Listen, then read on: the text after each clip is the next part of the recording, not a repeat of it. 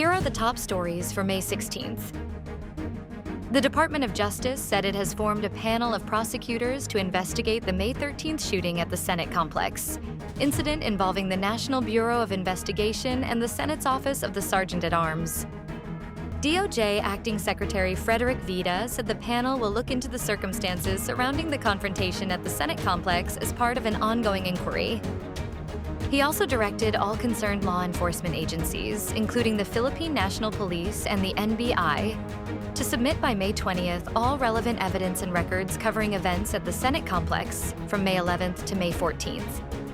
The DOJ is also requesting the Office of the Senate President to direct the Senate's Office of the Sergeant-at-Arms to submit its own report along with all pertinent evidence, and also called on the public, including members of the media, to submit verified evidence that may help establish the facts on the incident.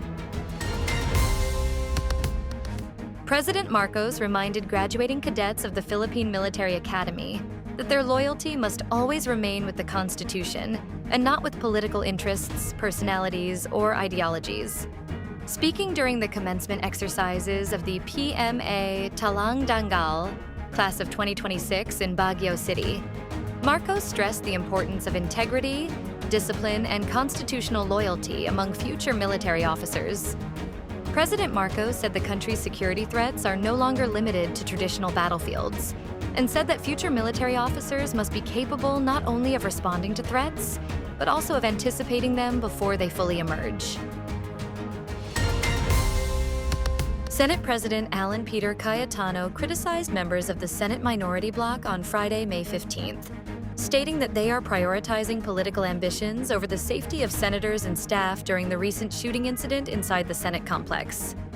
Cayetano said during his Facebook live stream that for the minority, the 2028 elections and the Senate presidency matters more than the lives of their colleagues. Cayetano also expressed frustration over what he described as attempts to flip the narrative surrounding the May 13th incident involving personnel of the Office of the Sergeant-at-Arms and agents of the National Bureau of Investigation. He added that critics were portraying the Senate as chaotic under his leadership, while disregarding the fear experienced by those inside the building during the incident. The Senate's alleged coddling of Senator Ronald Bato de la Rosa, declared a wanted man by the International Criminal Court, has left a bad taste in the mouths of Mamamayang Liberal Party List Representative Leila de Lima and Akbayan Party List Representative Percy Sendanya. The two House minority bloc officials are calling for an independent investigation into the Senate's handling of de la Rosa, including his protective custody, later disappearance, and the events that triggered chaos inside the institution. De Lima argued that the Senate cannot credibly investigate itself because the case involves actions taken inside the chamber, therefore proposing that the probe must be handled by credible investigators outside the upper house, given the institutional issues raised by the episode.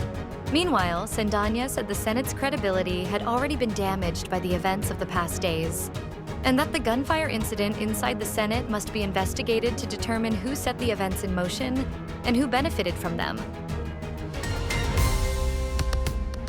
The Philippine Atmospheric, Geophysical, and Astronomical Services Administration said on Saturday, May 16th, that the low-pressure area being monitored inside the Philippine Area of Responsibility remains unlikely to redevelop into a tropical cyclone and continues to have no direct effect on any part of the country.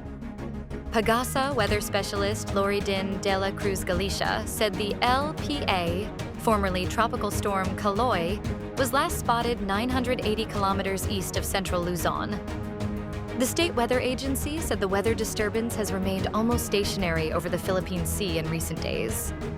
Meanwhile, the State Weather Bureau said a frontal system is affecting extreme northern Luzon, bringing cloudy skies with scattered rains and thunderstorms over Batanes and the Babuyan Islands.